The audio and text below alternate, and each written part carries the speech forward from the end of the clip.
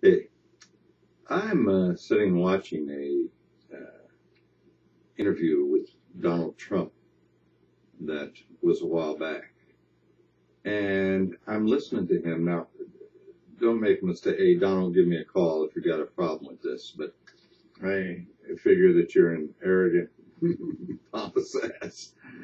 But on the other hand, I listen to you because you say things like, "I'm going to show here and now," or trying to, because people need to hear it. Why did they hear it? Why wasn't there anything else about what you say here that I have been saying? You can send a memo to Barack Obama about this very same thing. And this was in 2008. This interview is much past that. So what I got to do is to try to have you hear it, post it, and get it out. And my neighbors, we the people that make under $50,000 a year that are, in my opinion, simply slaves. Why are we not hearing you? Let me see if I can bring it in and see if we can get this posted. If you have a problem with it, say fine, but this was put out on the airways as something that was broadcast publicly. So there shouldn't be any problem with this being repeated on my simple equipment. Let's find out if it'll work. Just a minute, please, folks. And this is what Donald Trump had to say. In February of 2009, the Congress and the President signed a stimulus bill with the intention of creating jobs, and jobs have not come. Is that because that's the wrong method for creating jobs or pouring money in the economy, or is that a reason, or is that a slow reason? Like, why don't we have the jobs that were hoped for when that bill was passed? Well, because a lot of the stimulus was pork. A lot of the stimulus was things that really aren't stimulus. When you do stimulus, you want to talk about highways and transportation and lots of other things. And the kind of things that are real stimulus weren't in that bill. And hundreds of billions of dollars have been spent on things that aren't real stimulus. So the money was spent, but we never got the result. So we're totally in the wrong direction, in your opinion, in terms of now focusing more on the international, the trade issue in China, and this is the stimulus bill is just the wrong direction? You know, it's amazing. I listen to your show, and I listen to other shows. And I listen to certain politicians who I know most of them, I know most all of them. And at certain times, you know, they're so different when they're talking to me and then when I see them on television. And they don't bring up the world. They're not bringing up the world. They're saying, yes, we've got to create more jobs, but they never say how. Well, that's why I asked you how. But No, I asked you how. It's the most amazing thing to me, Greta. We've got to create more jobs. Oh, yeah, they're all moving to Mexico. They're moving to China. They don't say we got to stop that. They say we have to create more jobs. How can you create more jobs when you have phony currencies in other countries that are making it impossible for us to compete? Why aren't we making toys in Alabama and in North Carolina? Why aren't we making, you know, we buy our toys for the children. This isn't a necessity. You tell your kid, guess what, you're going to get one less toy. The fact is, we should be making these things. We shouldn't be making, which, by the way, are also in many cases unsafe with the lead poisoning and the paint poisoning and everything else because the standards are different. Why aren't we making toys in this country for our children? Is there a larger profit margin? Let's take the issue of toys. If you make your toy, if you're a toy manufacturer and you make them in China, you don't make them here, but you have a larger profit margin. If the labor costs are cheaper there and the product costs are cheaper. Perhaps there is, and perhaps we have to say, guess what, folks? You can buy toys from China. You're going to pay a 25% tax, and all of a sudden you're going to have things being made in this country, and nobody ever mentions it. And it's big. I went to the Wharton School of Finance. This would be it's such a basic thing. I have people that I know in China because I do a lot of business with the Chinese. Not that I want to, but I have to do it because of the fact that, again, their pricing is so low because of, in my opinion, manipulation of currency. They cannot believe what they're getting away with. They tell me at dinner, Donald, we cannot believe that we're able to get away with this. Now, they tell me that privately. Now, they never said keep it confidential because they figure I'm not going to be on your show talking about it. But they tell me they can't believe what they get away with in terms of, They can't believe how stupid our representatives are. Let me put it nicely. They can't believe that our representatives let them get away with what they're doing. And I will tell you, we are rebuilding China. What is the incentive for our representatives to let them get away with it? I don't get it. I really don't get it. Unless they're just not smart. It's the only thing I can see. You would think, whenever I go, when I do a show like yours or somebody's show, and I bring this up, I get hundreds of letters saying, thank you, Mr. Trump, thank you, thank you. And I don't see the politicians pick it up. I really don't see. It's hard to believe. Now, I will tell you, the Chinese have great lobbyists in Washington, and lobbyists make great contributions to politicians. And maybe they just keep their mouths shut. I don't know. But I can tell you, it's OPEC. If you look at OPEC, they have the best lobbyists you can imagine. How is OPEC allowed to getting away with fixing the price of oil? If you and I do that, you go to jail. If you have a store, I have a store, we fix up the prices, it's called jail time. Here you have 11 guys sitting around the table, and in this case it's guys, by the way. You have 11 guys sitting around the table, and they set the price of oil. And whenever they have a new country that hits oil, they find oil, immediately they're invited, oh, join us, join us. They set the price. Oil should not be at $85 a barrel right now. There's so much oil all over the place. Every ship is loaded up with oil. They don't know what to do with it. They fix the price of oil. Why does this country allow them to get away with it? And we protect half of these countries that are fixing the price. Without us, those countries would be overthrown in 2 seconds. So we protect.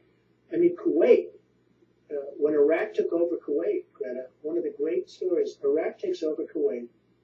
The sheiks, they go to London and New York and they take buildings and they stay.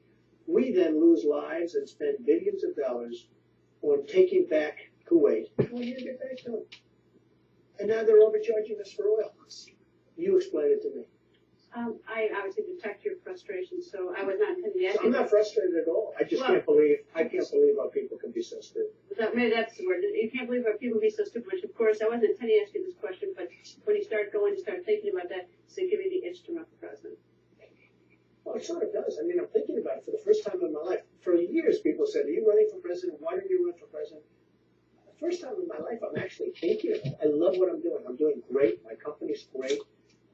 I really love what I'm doing. It's so creative. And this is a great time. If you have cash, it's a great time to be buying things because values are low, which is, in one way, it's sad. But I will say, for the first time, I am actually thinking about it. Somebody has to do something. And I don't hear people coming up with answers. I don't hear people saying, why do we not have jobs? Well, because we're making our product in China. Why don't they say that? We don't have jobs because we're making our product. It's like Newton, Iowa. I mean, why don't they have jobs in Newton, Iowa? Because Maytag moved to Mexico. Because our geniuses gave them incentive to leave this country and go to Mexico. Now, are we running Mexico or are we running this country? This country has to be rebuilt. This country is in serious trouble. This country, it's no longer respected like it was. We love our country. We're proud of our country. But our country is not the force it used to be. It's no longer respected like it used to be. And in fact, just the opposite. People laugh at us. They laugh at the stupidity of the people running this country. Yeah, thank you. Nice to see you. Thank you very much.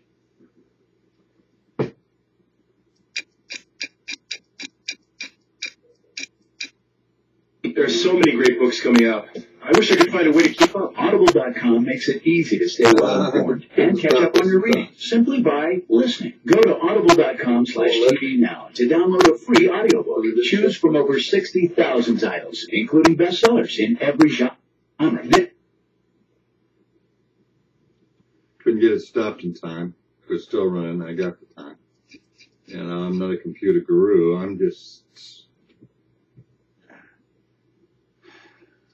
an old-fashioned hillbilly. I heard him. Donald, I sent a memo. It's on my hangingtree.info. I sent a memo to Barack in 2008 suggesting a way that $800 billion that we paid to banks that put us in this position, and if you check it out, fragmented sentences, I know. If you check it out, where that $800 billion actually went to, it went to the same people, Citicorp etc., etc., etc. HSBC, which main address is in Hong Kong, China.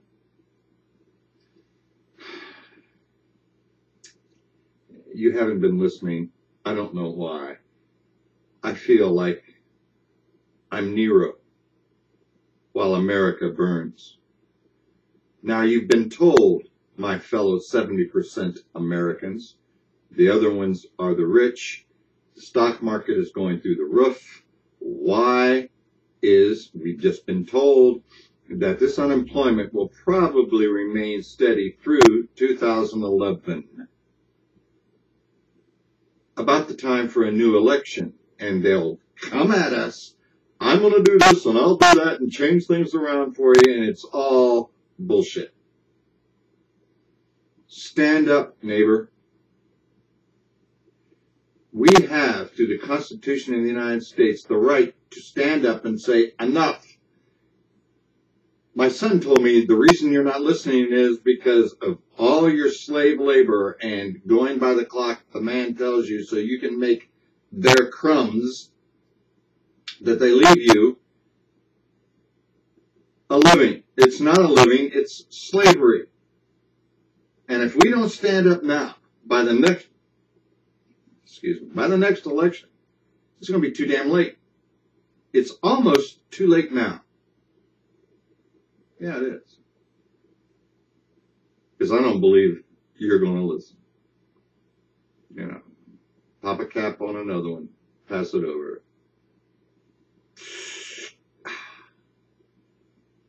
Oh well. It's your ass. And mine. We can change this. But we gotta stand up.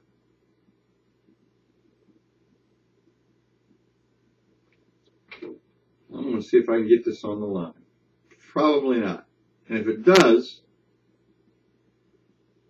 my computer is gonna crash and I gotta get next to it. I'm on YouTube.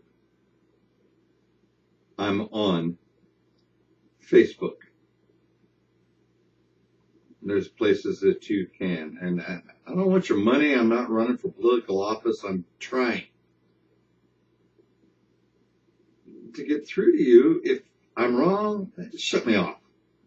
But if you are behind on all your bills, you might lose your house, you're afraid for your job, and you better stand up.